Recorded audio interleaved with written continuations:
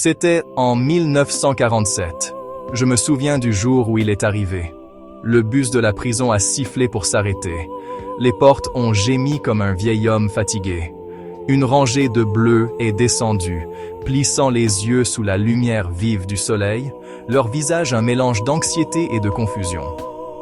Parmi eux se trouvait Andy Dufresne. Il était banquier, disait-on.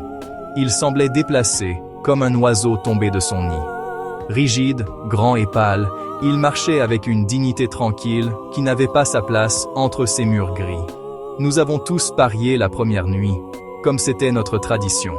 J'ai parié qu'il serait le premier à craquer. J'ai perdu ce pari. La prison de Shawshank n'était pas un endroit pour les âmes sensibles. C'était un monde de pierre, d'acier et de routine.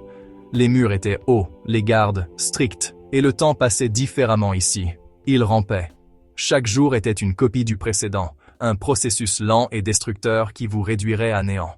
L'espoir était une chose dangereuse à Shawshank, une lumière vacillante dans un ouragan. La plupart d'entre nous avaient éteint cette lumière depuis longtemps. C'était plus facile. Mais Andy, il était différent. Il portait quelque chose en lui, quelque chose d'invisible, quelque chose que les murs ne pouvaient pas toucher. Mon nom est Elise Redding, mais mes amis m'appellent Bar Red. Je suis l'homme qui peut te procurer des choses. Des cigarettes, des bonbons, tout ce dont tu as besoin. J'étais là depuis 20 ans quand Andy est arrivé. J'avais vu des hommes venir et partir, les voir craquer et se faire abattre. Je pensais savoir comment cet endroit fonctionnait, comment il broyait et recrachait les gens. Quand Andy m'a approché pour la première fois, il voulait un marteau de géologue. Une demande étrange pour un homme en prison. Il a dit qu'il était un géologue amateur. Je pensais qu'il allait l'utiliser pour s'échapper, une tentative stupide qui lui coûterait la vie. Je lui ai dit qu'il faudrait 600 ans à un homme pour s'échapper d'ici avec ça. Il a juste souri. Les premières années d'Andy ont été les plus difficiles. Il était une cible pour les sœurs. Ils l'ont poussé dans un coin, l'ont battu et ont essayé de briser son esprit. Mais il s'est battu à sa manière, tranquillement. Il n'a jamais crié, ne leur a jamais donné cette satisfaction. Il a encaissé les coups, a passé du temps à l'infirmerie et est ensuite retourné dans la cour la tête haute. C'était une forme étrange de résilience. Il a prouvé à lui-même et à nous qu'il y avait encore un être humain caché sous l'uniforme de la prison. 2 ans passèrent, puis vint le jour sur le toit. Le directeur nous a fait goudronner le toit de l'usine de plaques d'immatriculation sous un soleil de plomb. C'était un travail éreintant. Andy entendit le gardien de prison, Byron Hadley, se plaindre de l'impôt sur les successions. Andy, le banquier, y vit sa chance. Il risqua tout et s'approcha de l'un des gardiens les plus redoutables de Shawshank. Il expliqua à Hadley comment il pouvait légalement conserver tout son argent.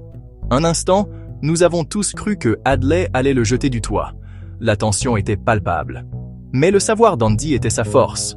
Il n'était pas seulement un prisonnier. Il était une ressource précieuse. En échange de ses conseils financiers, il ne demanda que 3 bières par homme pour ses camarades. Et c'est ainsi que, pour un court instant, nous n'étions plus des prisonniers. Nous étions des hommes libres, assis sur ce toit au soleil, buvant de la bière fraîche et sentant le soleil sur nos visages. Nous étions les maîtres de la création. Andy ne but même pas sa bière. Il était juste assis là avec un petit sourire et nous regardait tandis que nous savourions ce petit morceau de normalité. Il ne faisait cela que pour se sentir normal à nouveau, ne serait-ce que pour un instant. C'est ce jour-là que j'ai commencé à le comprendre. Cet acte unique a tout changé pour Andy. Il commença à s'occuper de leurs impôts, à créer des fonds pour leurs enfants, à blanchir de l'argent pour le directeur corrompu. Il obtint sa propre cellule et un poste agréable à la bibliothèque de la prison, loin du travail acharné et des infirmiers. C'était en quelque sorte un pacte avec le diable. Mais Andy jouait un jeu à long terme. Il utilisa sa nouvelle position, non seulement pour son propre confort, mais pour quelque chose de bien plus grand. La bibliothèque de la prison était le véritable projet d'Andy. Ce n'était qu'une petite pièce remplie de vieux livres mis au rebut quand il en a pris possession. Mais Andy y a vu du potentiel. Il a commencé à écrire des lettres. Une lettre par semaine, chaque semaine, au Sénat de l'État. Pendant des années, il a écrit. La plupart d'entre nous pensèrent qu'il était fou. L'État ne se soucierait sûrement pas que les prisonniers lisent. Mais Andy a continué à écrire. Sa persévérance était aussi inébranlable que les saisons en dehors de nos murs. Après 6 longues années, quelque chose d'incroyable s'est produit. l'État a envoyé un chèque de 200 $, un don de livres d'occasion, un don de disques. C'était une somme dérisoire. Mais pour Andy, c'était une victoire. Il les avait fait écouter. En parcourant les disques donnés, il a trouvé un enregistrement de Le Notes di Figaro de Mozart. Il a verrouillé la porte du bureau du concierge et l'a diffusé sur le système de haut-parleurs de la prison. Pendant quelques minutes merveilleuses, la musique a plané au-dessus de la cour de la prison. Tout le monde s'est arrêté. Nous avons tous levé les yeux vers le ciel, comme si les notes pouvaient nous élever au-dessus des murs, comme si un bel oiseau s'était envolé dans notre triste cage et nous avait libérés. La musique parlait de quelque chose que nous avions presque oublié. La beauté, la joie, un monde au-delà de la pierre grise. Elle nous rappelait qu'il y avait des choses qu'il ne pouvait pas enfermer, des choses qui vivaient à l'intérieur de vous. Bien sûr, Andy a dû en payer le prix. 2 semaines d'isolement. Quand il est sorti, il a dit que c'était la période la plus facile qu'il ait jamais eue. Quand je lui ai demandé pourquoi, il a dit qu'il avait Mozart en tête. C'est la particularité de la musique. Ils ne peuvent pas vous l'enlever. Il nous a appris une leçon, sans essayer. Il nous a montré qu'on pouvait trouver la lumière, même dans les endroits les plus sombres. Il suffisait de savoir où chercher. Il parlait d'espoir, le meilleur de tout, et que rien de bon ne meurt jamais. C'était difficile à entendre pour un homme comme moi. Mais en regardant Andy, j'ai commencé à croire que c'était possible. L'un des élèves les plus dévoués d'Andy était un jeune détenu nommé Tommy Williams. Tommy était un petit criminel, plein de vie, mais qui n'allait nulle part. Au cours d'une de leurs leçons, Tommy a raconté l'histoire d'un ancien compagnon de cellule qui se vantait d'avoir assassiné un golfeur professionnel et sa maîtresse, et comment la police avait accusé le mari banquier de la femme. Ce mari banquier était Andy Dufresne. Après presque 2 décennies, la preuve de son innocence venait d'apparaître à Shawshank. Il a porté l'information au directeur Norton, pensant que l'homme qui l'avait enrichi l'aiderait à obtenir un nouveau procès. Il s'est trompé. Le directeur était terrifié à l'idée de perdre son comptable blanchisseur d'argent. Il ne pouvait pas risquer qu'Andy sorte et raconte au monde la corruption à Shawshank. Norton s'est assuré que Tommy soit réduit au silence pour toujours et quand Andy a protesté, il a été mis à l'isolement pendant 2 mois. Le directeur lui a dit d'abandonner tout espoir. Quand Andy est sorti de l'isolement, c'était un homme changé. Cette nuit-là fut la plus longue. Les gardes ont appelé son nom pour la routine du matin, mais il n'y a eu aucune réponse. Ils ont défoncé la porte de sa cellule, s'attendant au pire. Mais la cellule était vide. Le directeur a regardé la fiche de Raquel Welch sur le mur. Dans un accès de rage, il a lancé une des pierres d'Andy contre elle.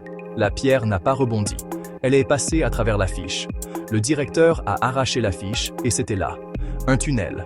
Un trou sombre, parfaitement creusé, menant hors de la cellule. Cela m'a coupé le souffle. Pendant 19 ans, Andy avait travaillé sur ce mur avec son petit marteau de géologue. Le marteau que je lui avais procuré toutes ces années plus tôt.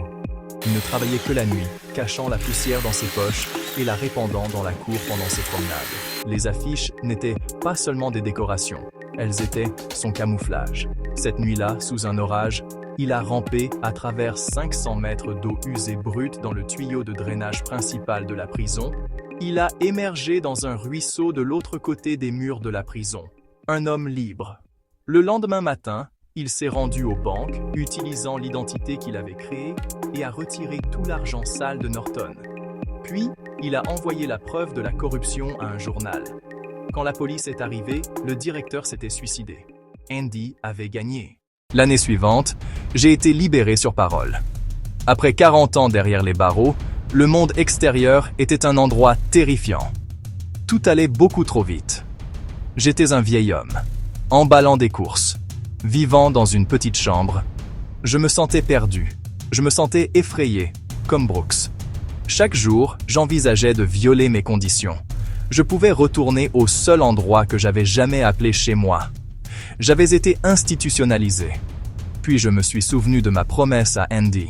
Je me suis souvenu de ses paroles sur l'espoir. Cet espoir m'a empêché d'abandonner. C'était dangereux, mais c'était tout ce qu'il me restait. Alors j'ai pris un bus pour Buxton. J'ai trouvé le champ de foin dont il avait parlé, le long mur de pierre, un morceau de verre volcanique. Mon cœur battait la chamade alors que je creusais en dessous. Là, une petite boîte métallique. À l'intérieur, une liasse de billets et une lettre. Elle venait d'Andy. Il écrivait « Souviens-toi, l'espoir est une bonne chose, peut-être la meilleure de toutes, et rien de bon ne meurt jamais. » Il disait qu'il était à Zihuatanejo. Il aurait bien besoin d'un homme de confiance. Un petit hôtel sur la plage. Il m'a demandé de le rejoindre.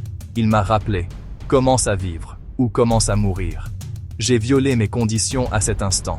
J'ai laissé une note. Parti retrouver mon ami. J'ai traversé la frontière mexicaine.